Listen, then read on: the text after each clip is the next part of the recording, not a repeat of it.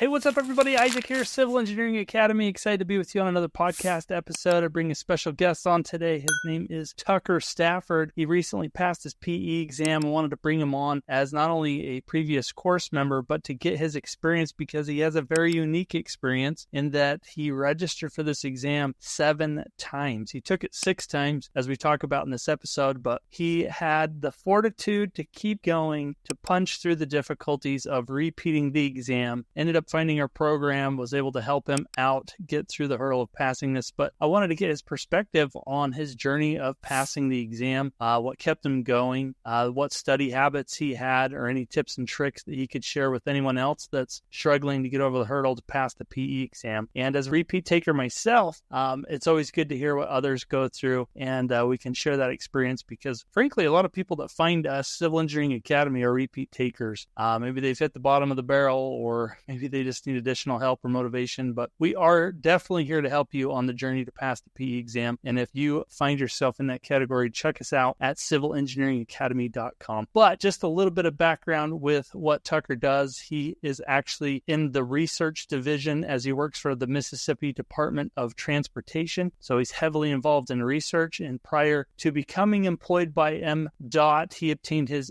Bachelor of Science degree in Civil Engineering and his Master's of Science degree in Civil Engineering Technology from the University of Mississippi. So well credentialed. He does currently focus his time on non-destructive pavement testing. That's where he specializes in the work he does. And this includes ground penetrating radar, pavement profile measurements, testing the friction of pavements around the state of Mississippi. And he, like I said earlier, he attempted to pass his PE exam 6 times. He ended up being successful on his 7th time, and he passed the all-depth CBT version of the exam. But what's also unique is he went through all this different stages of the exam with the changes that have been thrown out there, so he can give us some perspective as taking it, whether it's paper-based, CBT-based, and then the switch to the specs in April of 2024 and how he dealt with that. So in his spare time, though, he loves to spend time on a lake, a creek, or watching some SEC football, and he especially enjoys not studying for the PE exam anymore. So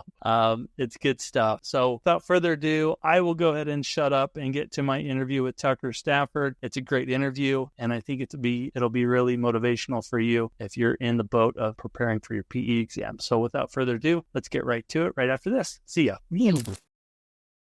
All right, Tucker, we're rocking and rolling. Thanks for joining me today on the Civil Engineering Academy podcast. I appreciate you doing this with me. Yeah, no problem. Anytime. Yeah, I'm excited to chat with you and hear your journey of becoming, passing exams, becoming a professional engineer. I know it's always a challenge, but why don't we kick this off, though, just kind of giving us an update as to where you are in your own career, what you do on the daily, and we can go from there. All right. So I work for the Mississippi Department of Transportation, and I help out with our research division in non-destructive testing. So collecting profile data of roads, collecting FWD deflection data on how surfaces react, to more recently looking at continuous data such as continuous friction, continuous deflection data, continuous ground penetrating radar. As well, on top of that, I manage all collection operations to make sure everything gets collected timely. Okay. So you're in the transportation world, kind of this material, almost, it sounds like diving into a lot of data. A lot of data, a lot of research, a lot of fun stuff. I enjoy it. Awesome.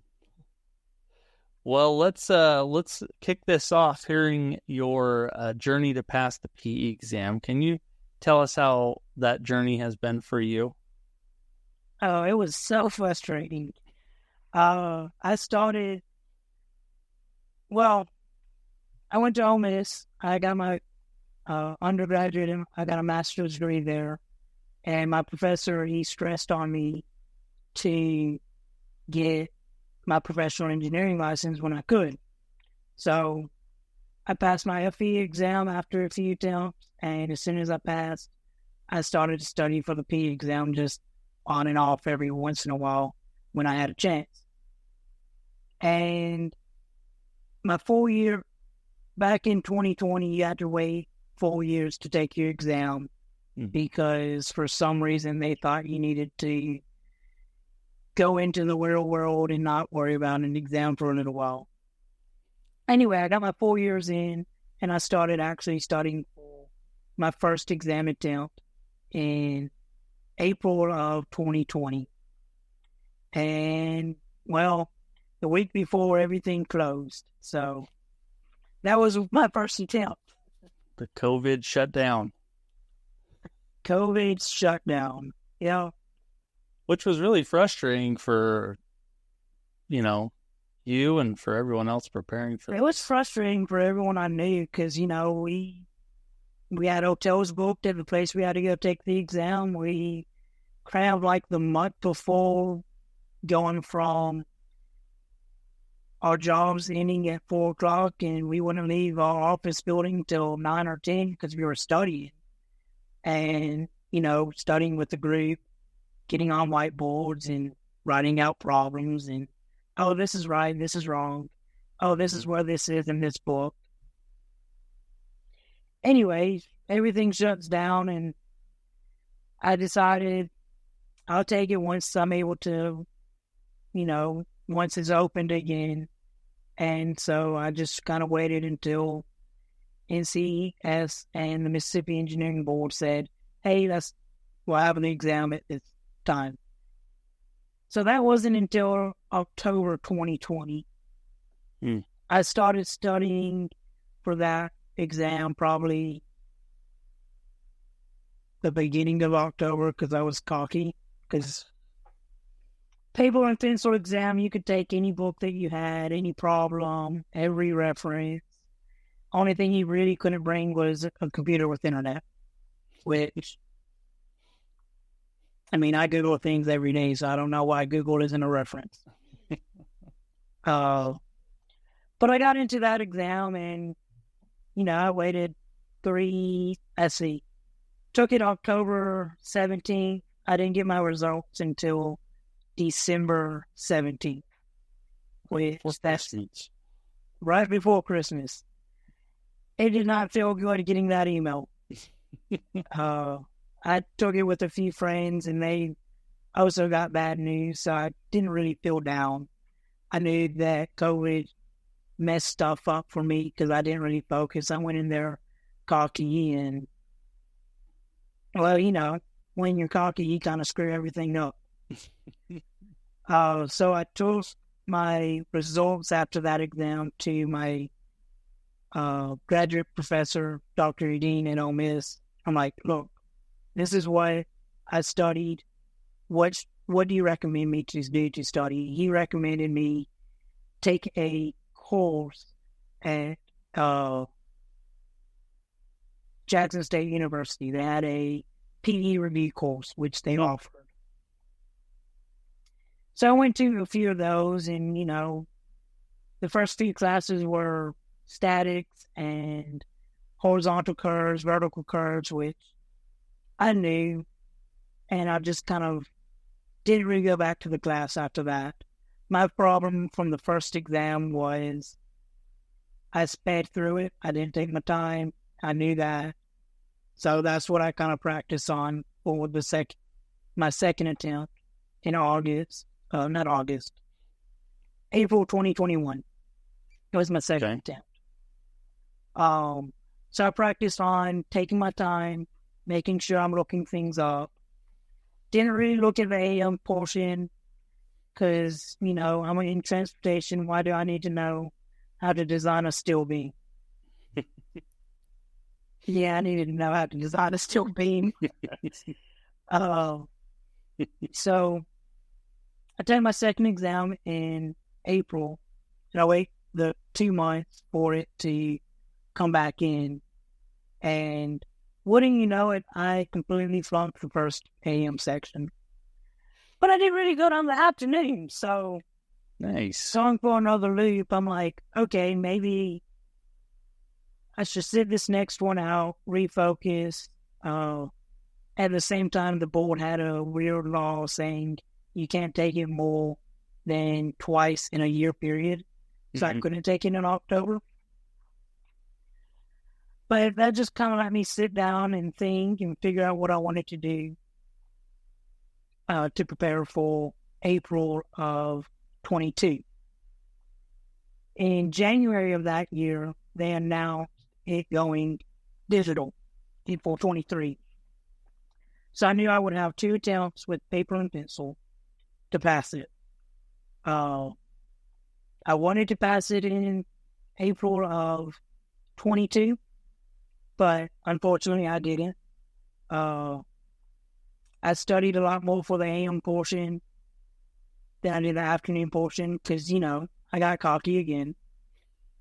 After passing pretty much flying colors on the afternoon, I kind of just backed up on it. But, when the exam has 11 different reference books, you kind of need to know those forward and backwards if you can. And I did it. And it showed. So my third attempt, the actual 4th time I signed up for it, I failed again, being April 22. I decided then, why not sit it out again? Because I love me some Ole Miss football. I love to hunt. I love to fish. I needed to take a breather and actually do fun things instead of sit around in a office and crunch out problems. So that's what I did. I just waited for the next paper, for the first first computer exam, which I took that in May of 23. Okay. Well, that was a completely different way to study because, I'm an engineer. I like paper. I like pencils. I like being able to go back 30 pages to see what I did on another problem, which you couldn't really do because they gave you a flimsy dry erase page and markers that never really worked. And going from pencil to paper to computer, I wasn't used to it because in my job, I don't sit behind a computer. I go out in the field, I drive a truck around, collect data, and then I have it processed to figure out what's going on with the road. So that first computer attempt, I didn't know how to pace myself properly because, it's weird going from one exam spec to another. And so I went in kind of trying to feel out what it would be like and trying to make sure that I knew what I was going to do, which it was good because it gave me an idea of how to prepare for my final attempt. And it really woke me up to me not studying correctly, So I would go in after work at 4 and stay up there till 9, cranking out problems, not sleeping, just staying up as late as I can, studying. And I talked to a few people and they recommended me completely change my mindset. So my final attempt, I was preparing to take it like in November of 23, but they announced that it was going to be all field-related stuff. So all transportation, all water resources. And I thought to myself, I hate statics. I hate concrete.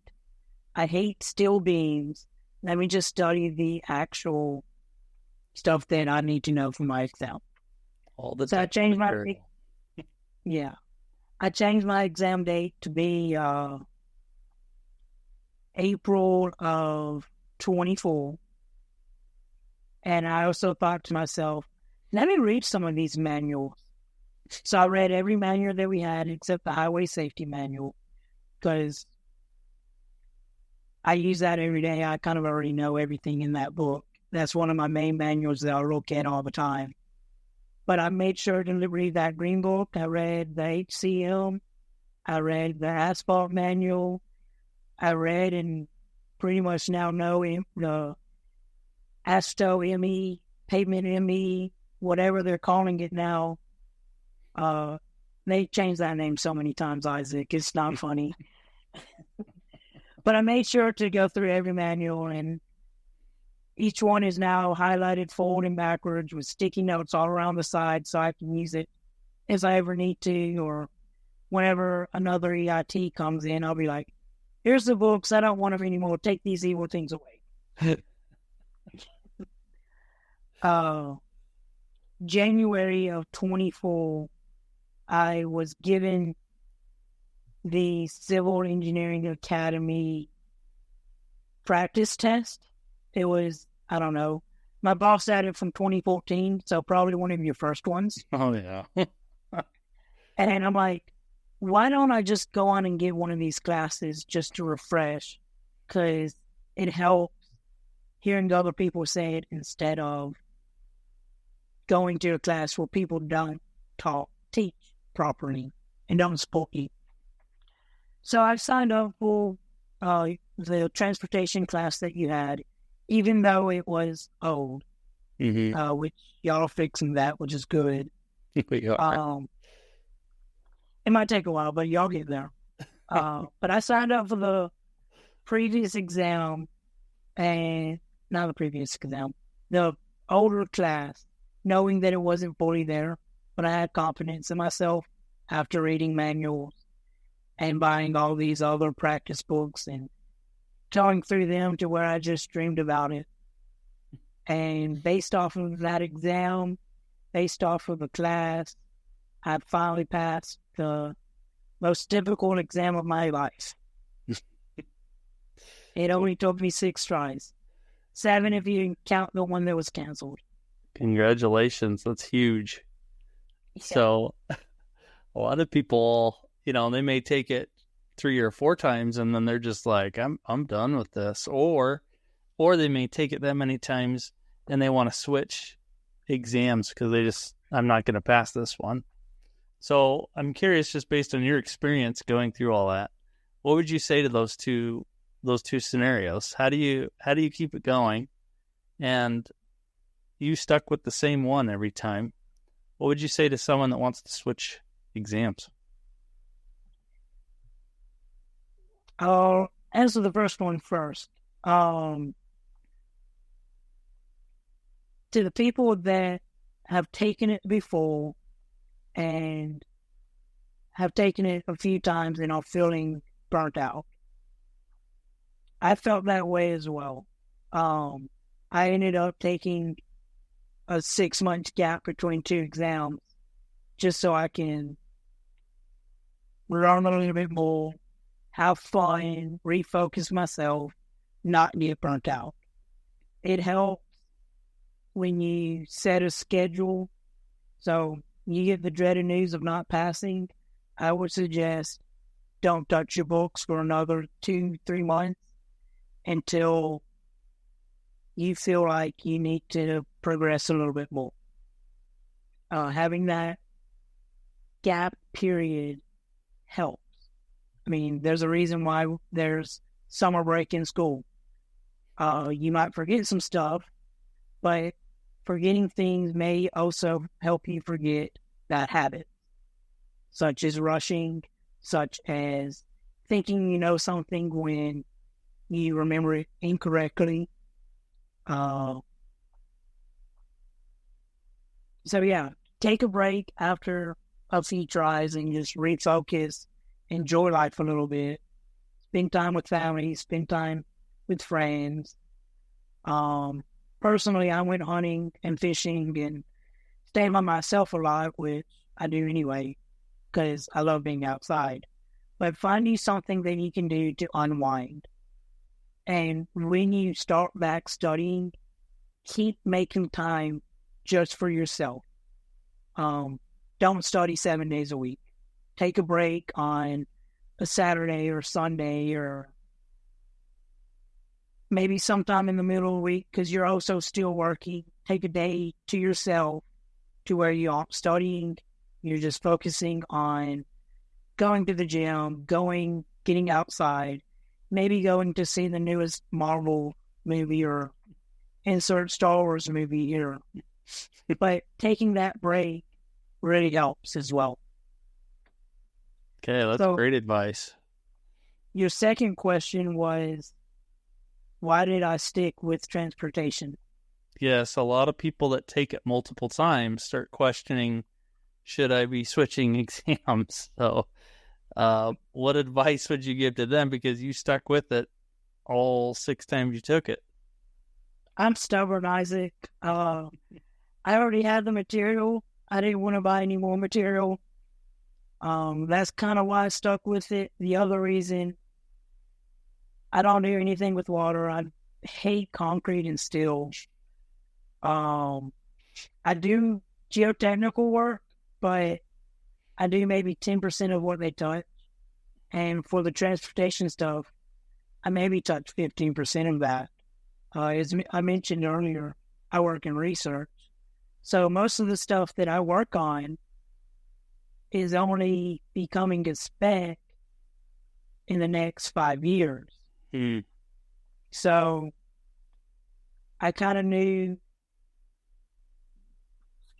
I kind of knew I needed to know where I'm coming from if I'm going to be contributing to the next version of the Highway Safety Manual or the Manual on Empirical Design Guide. ASTO-ME. I don't even know what it stands for anymore. But I knew that I needed to have that background and make sure that I understood it. So studying helped me do that in my own way. Okay. I have heard some other people that I've taken the test, studied with, that switched. One of the guys I went to college with, he was studying for the structural one. He took that twice, and it was like, the transportation one has a higher pass rate. Let me do that one. He passed it in the first try. Wow. That could be a motivation for switching. But it also kind of depends on what your state requires as well. I know out in California, you have to take the PE in the area you're going to be practicing in. So I can't go out to California and build bridges. I don't want to go to California and build bridges, but I couldn't right now because I've never taken the structural PE exam or the seismic exam.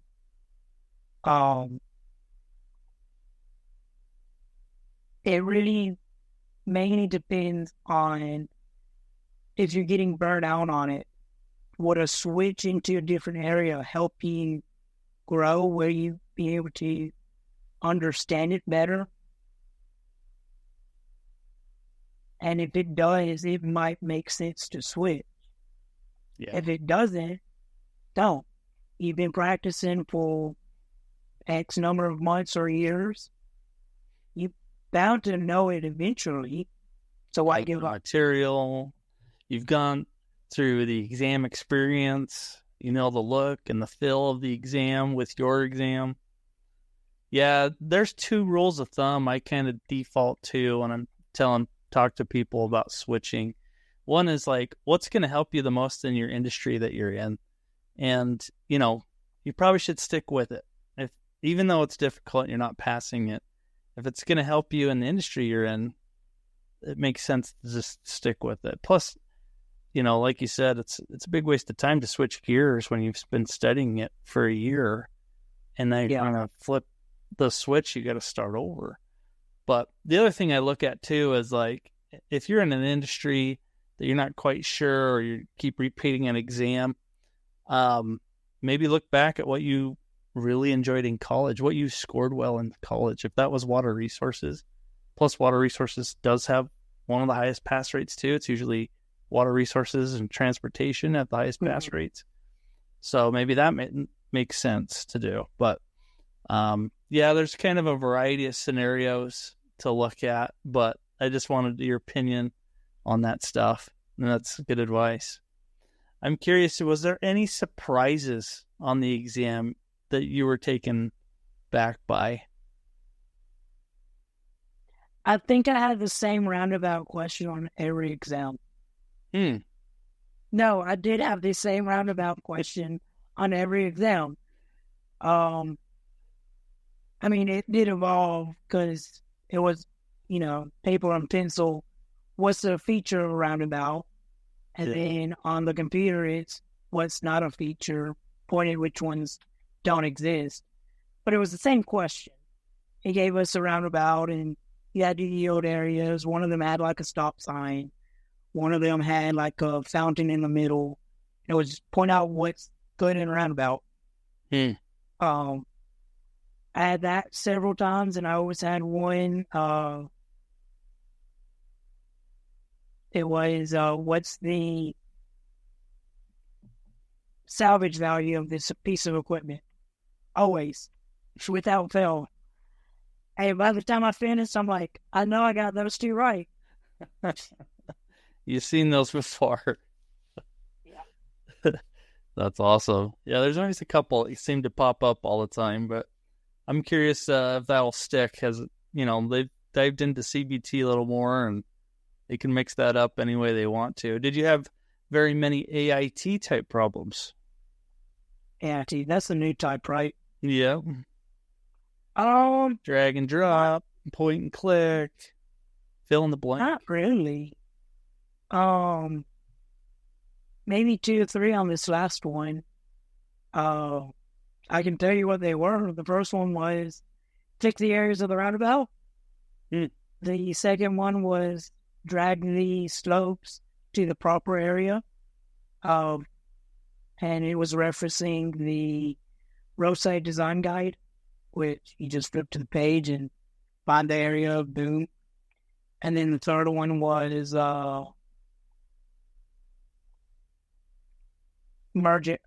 stop signs. What areas were not stop signs?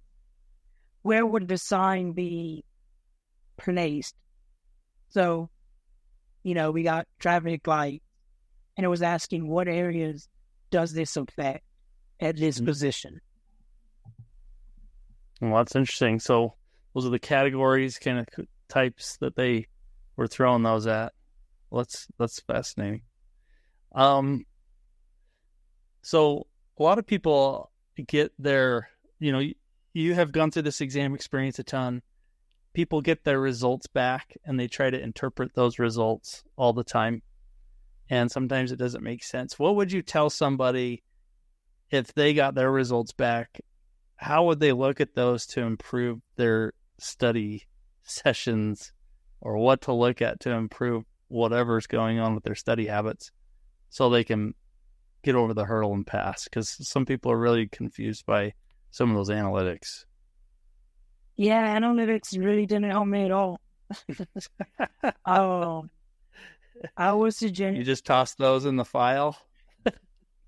They kind of went into the file, but each time I got a new one, I looked at where I struggled, and I kind of highlighted that area in the SARM or the Transportation Depth Reference Guide or one of the other reference guides that I had, made sure that I need to study that. Somehow I ended up getting the Civil Engineering Academy exam study guide. I think my boss gave it to me one day. He's like, I need to know who your boss is. His name's Alex.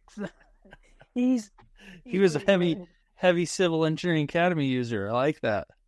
Yeah.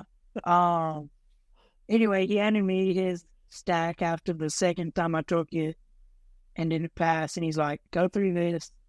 I would start with this reference, what you need to study this week, what you need to study next week. And where I struggled by making a third of the number of problems, because the analytics will give you, it's 0 to 15, and then it tells you how many problems you had in that subject. So we took the fraction of how many I got right, multiplied it by the number of questions, and we kind of created a formula Excel sheet to extend or decrease how long I need to study something, which in my experience, there were some areas that I scored 100% in. So we decreased it by 0. I didn't touch that, which is a trap. It is totally a trap. They'll make sure that make sure you study everything, but definitely the areas that are below average, you touch that more. And don't just study everything all at once. Study a week in vertical curves. Study the next week in horizontal curves. Study that third week in traffic engineering. Then take a practice exam to see where you are on all the 3 subjects. Then study the things that you know good. Go back to look at horizontal design again. Study something that you knew you got. Always go back and study what you know, but then mix in the stuff that you don't know a lot more. That makes sense. Well, it's been great advice. I've enjoyed hearing your whole exam experience. I'm thankful for your boss, too. Sounds like he pointed you our direction. So you ended up finding Civil Engineering Academy, which we're super thankful about. I just wanted to ask you, why would you recommend Civil Engineering Academy to someone studying for their exam? And what's something that you liked about the course? All right. So I used 2 different groups to study.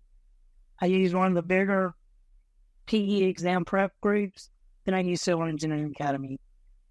The main reason I like Civil Engineering Academy so much is the people that are going through the class have access to a Facebook group where they can get into a Zoom call with other people around the country, or I don't know how far y'all go, but you get in a group with people studying your same questions, and they're able to answer if they know it.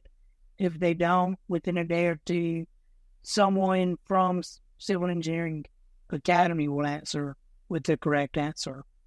And it just gives more validation when you ask a question and have it answered correctly within a day or 2.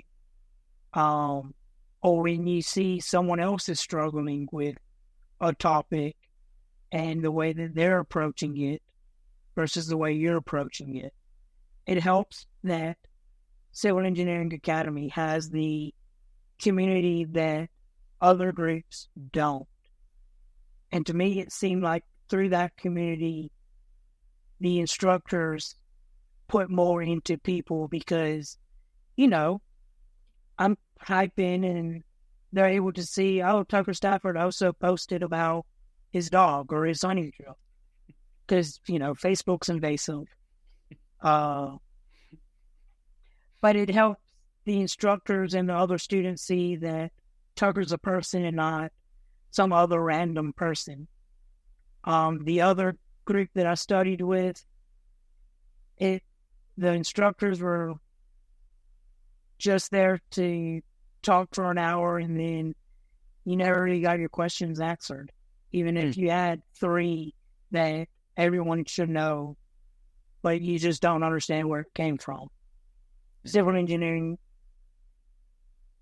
it really helps both professionally and studying for an exam when you can reach out to people in the industry to ask them how they approach this subject. Awesome. Yeah, so just to kind of hit on that a little bit, I mean, one of the things we really try to differentiate ourselves from is providing good support to you. Like, I've been in your shoes before as a repeat taker, and having, a community that can help you, that's all in the same boat together, is super helpful. And then, of course, our team members jump on there and can jump in and answer questions, as well as instructors too. But it's a very supportive community. people have gone in there to commiserate if they haven't passed, celebrate when they have. It's amazing to me who finds us. Usually it's repeat takers that ends up finding us, and we're just happy to see them through the finish line. And so, providing support like that is something we really enjoy doing. And the course does come with that private support that you get, and you're a member of that for life. So what we always encourage people to do is to come back and help other people. It's your way of passing it on when other people have questions, and you can describe your experiences and things of that nature. So it's always available to you. But yeah, appreciate you saying that. Well, is there any other last second advice you would give to anyone preparing for the PE exam? I got a list. What's your top five, top couple tips? If I had to use any practice exam out there, it would be the NCEES exam that you get from their website. It doesn't matter if it's 2021 or 2028. They probably aren't going to change it but having an exam that is written by the exam people helps. Even if you take it 3 times, take it a 4th time. It's always helpful to understand how the exam is going to ask your questions. I would also suggest getting the engineering reference manual depth version for whatever class test you're taking. So for me, I got the Civil Engineering Transportation Depth Reference Handbook. I think PPI publishes those. And I think they're still publishing them because I had a fellow guy I work with ask about it. So he's got a new one. I got another one. But those materials, it helps both for the exam, or it helps if you have a question in your actual job. Because instead of looking in some 3,000-page manual, you just look in chapter 4 of a 200-page book. There you go. I like it. The next piece of advice I would say, if there is a YouTube session or group that you met through one of your classes to study, take them up on it. Even if it's 20, 30 minutes a day, if you're able to ask one question and understand it, it'll be worth it. Because one, you understand that question type now. 2, someone else could as well.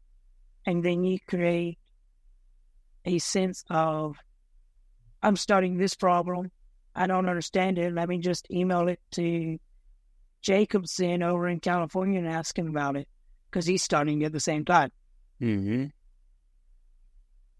then my final best piece of advice is do not cram. Unless you're got a photographic memory, don't do it. It's not worth it. If you're studying the night before till 2 o'clock in the morning and you aren't in college anymore, you aren't going to respond well to having 3 hours of sleep versus a full 8 hours. That final week of your exam prep, you need to wind down, take one exam and go over it, which I would say go over the actual exam that NCEES publishes. That way you know what type of questions are coming up. And then during your break, have one exam with you to go over. I would suggest yet again taking the NCEES exam with you to stash in that locker while you eat your whatever you have for lunch, to go over that exam. Go over the afternoon, because normally that break is very similar. Awesome. Great pieces of advice. Practice exams are key. Definitely will help you. NCEES is obviously getting it right from the horse's mouth. So good tips there. Well, man, I could keep going, but I know our time's running short. Stafford, Tucker, I thank you for doing this. I appreciate you jumping on and sharing your wisdom with us and sharing your experiences using Civil Engineering Academy too. So if anybody wanted to ask you questions, Tucker, how would they get a hold of you? They can email me at tuckerstafford@me.com, and I might be busy, but I'll get to it eventually. That's one thing that I kind of like to do is helping other people. So if there's an exam question you got, email me, put it on the Facebook group. If you want to know more about my experience, email me a whole bunch of questions and I'll email you back or Teams or whatever. I normally can be reached to that email though. Okay. We'll go ahead and list that. Tucker, thanks for doing this. I appreciate you doing this, and maybe we'll talk in the future. No problem. Okay. See ya. Great talking with you.